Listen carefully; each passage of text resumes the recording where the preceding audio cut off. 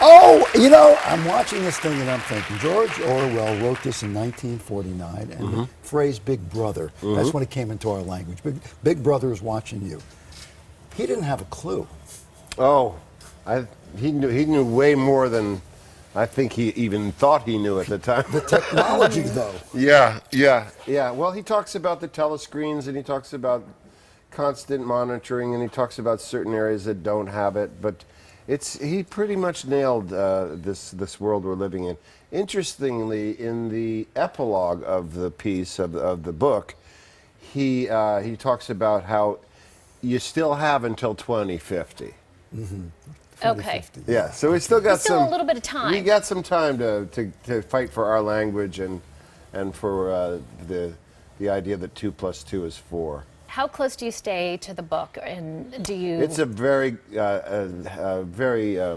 good adaptation by a guy named Michael Gene Sullivan. Very faithful to the book.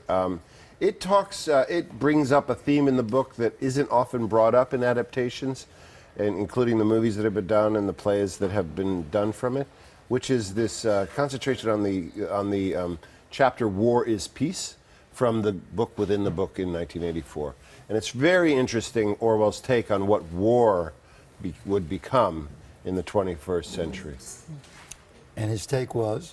His take was that it's no longer about conquests. Post-nuclear bomb, you can no longer destroy. You can't destroy a country and then take it over. War started to take on a different nature. And what Orwell contends in the book is that war is about depleting the resources of society so that the middle class doesn't grow. All right, in the book, and I'm a little vague because it's been a long time, but the country's called Airstrip. It's Oceania. The Oceania is a country. And East Asia. Okay. And Eurasia. Where are we? Where's the United States? We're Oceania. Oh, we're Oceania. Okay, all right. Okay. This love of yours for theater. Yes. It gets in the way, doesn't it? Of what? Well, your film career.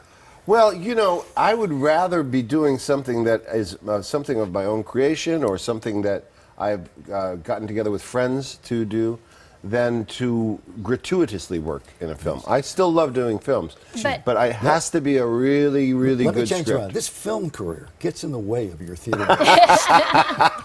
That's more like it. Okay, fair enough. Actually, it's always been that way from the start when I had the Actors Gang. We were 35 years now in Los Angeles.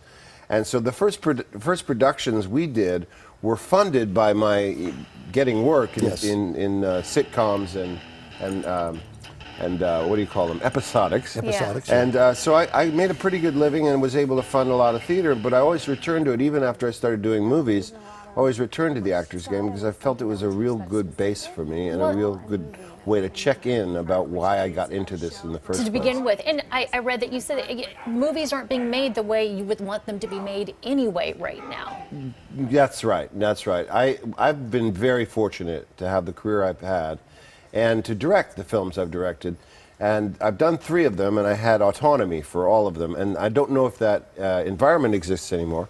But if I still am ready and interested and really wanting to get back into directing, it's just that the environment right now is not necessarily conducive to stories that I want to tell. Well, there are still some interesting small movies that come out. Oh, sure, absolutely. You know? I liked that Ex Machina last year. I thought that was a really good movie. I'm trying to think back in your career. I mean, you've been in big movies, and but you've also been in offbeat movies that have worked for you. And in terms of the characters you play, the one that sticks in my mind is, and perhaps it's the business you're in, Griffin Mill in The Player, who seemed to take all of Hollywood into one guy.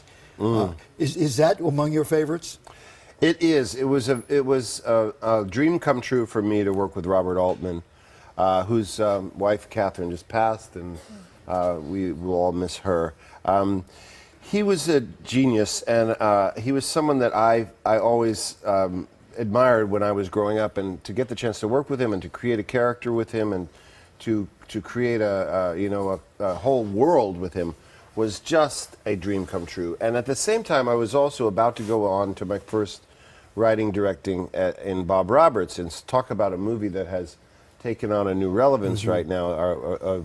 A very successful businessman runs for political office in the United States, and his folksy appeal has a dark underbelly. Sound familiar? Could be anyone that maybe you like. I'm just wondering. Why are you picking on John Kasich? Also, a lot of people love Nuclear Luce, that character you played, and of course, Shawshank Redemption. But you want people to go see. I want people to come to Culver City to the Actors Gang Theater at the Ivy Substation and see this great production of Exonerated that's happening this weekend. It's our last weekend for Exonerated. Exonerated is a really important play about 6 real-life people who were put on death row that were innocent and were eventually exonerated of their crimes. After that, the week after that, we opened 1984, the adaptation that I've directed. And I've directed this in the past, but I've got a new cast this time, and I'm doing a whole new take on it, so it should be quite interesting. It's a very entertaining adaptation. And then in May, we have a play called Harlequino on to Freedom. Yeah, we were showing a little bit of a clip of it earlier. Which I wrote and am directing, and all these plays are going on tour. Exonerated goes to Nebraska in 2 weeks. We take A Midsummer Night's Dream, which we're doing for 3 performances in June, to Romania, and then we're taking Arlecchino and 1984 to Spoleto, Italy, for their big festival. How does he even remember this? I don't know. You don't have time to go do a movie. You're too busy with all of this. It's Well, amazing. I'm having a great time, and I'm doing the prison project with the Actors Gang too. That and as well. I That's love been that. really fulfilling and really a Dead Man great Walking, thing. we should mention. Yes. All right, still, we got to do like 12 different Well, segments. let's. with you. I'll hang out all morning. You want to hang out for the our dance party? Yeah, You sure. want to dance? Yeah. All right. Yeah.